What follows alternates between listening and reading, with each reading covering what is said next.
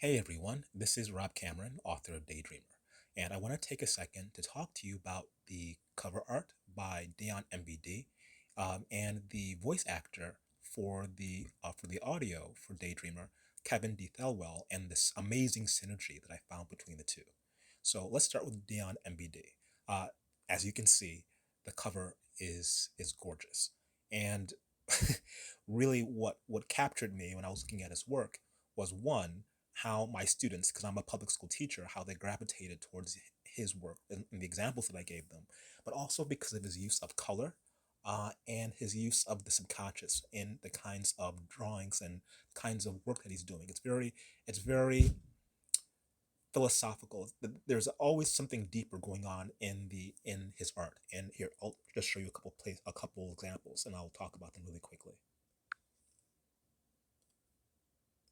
See, like this drawing here, it's bloody amazing, and I don't know what he's using this for, um but this is hand painted. He's a serious artist, and like I said before, it's not just the color, but it's also kind of how the people, the background, the color, they all mesh together. It's not like it's here are the people and they're separate. No, that he's almost flattened in a way that where one absorbs the other, and it draws you in, and it drew me in. And here's another example where I was talking about the subconscious in play.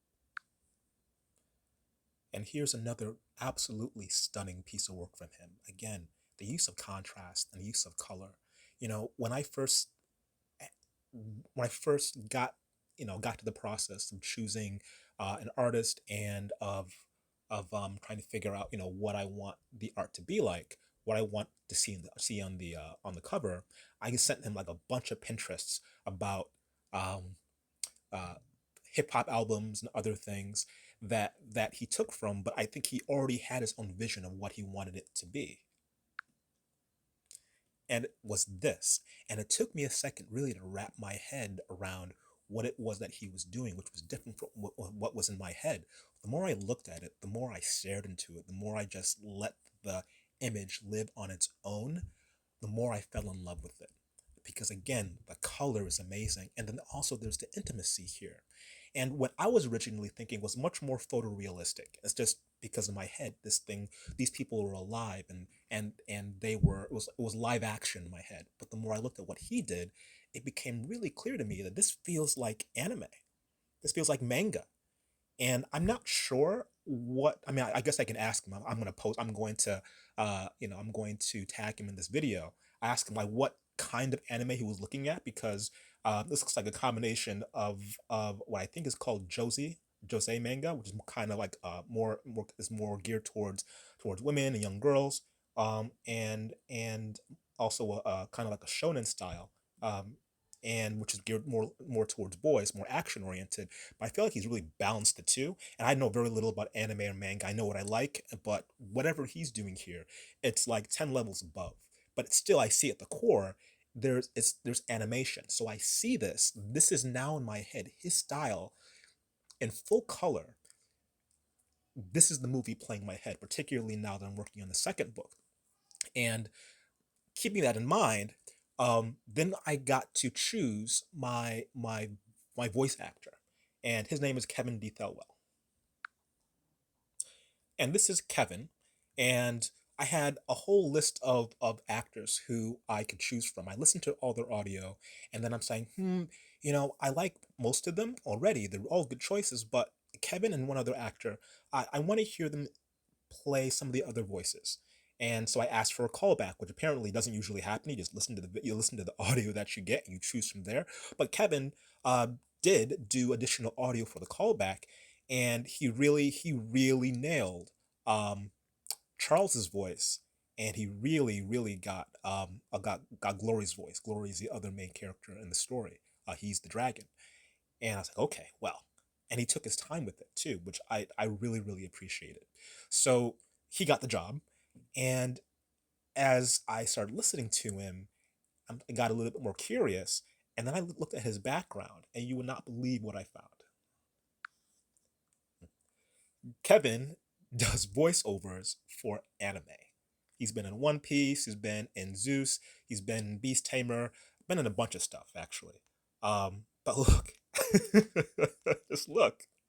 So he does voice for anime, and Dion style is definitely anime oriented. So now the two of them together, they just they changed significantly.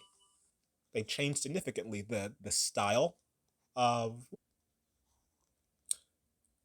they changed what Daydreamer feels like, what it sounds like, what it looks like when I'm imagining it.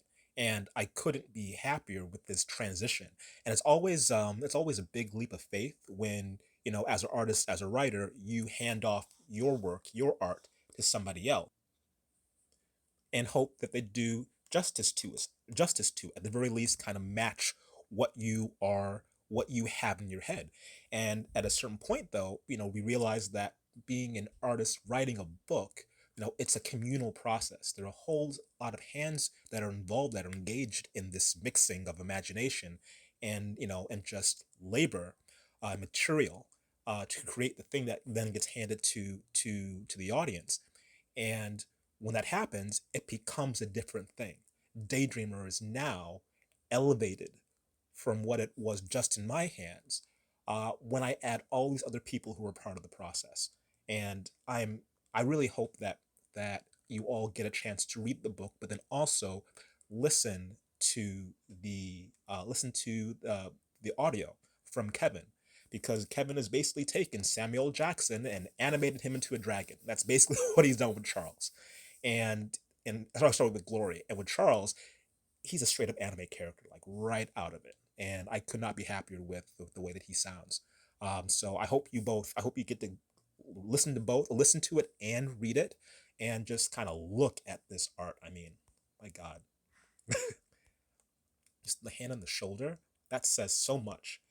And then the dragon itself, the dragon, um, wow, all I can say is wow. There's so much storytelling going on here. Um, he's getting at so many different layers to the story, and yeah, so I really appreciate the work that they've done, and I hope to work with them again with other projects. So yeah, so thank you. Please go either get Daydreamer from your library or get it from your bookstore, and if you do and you send it to me, I will draw a dragon for you. Yeah, okay. I will talk to you soon.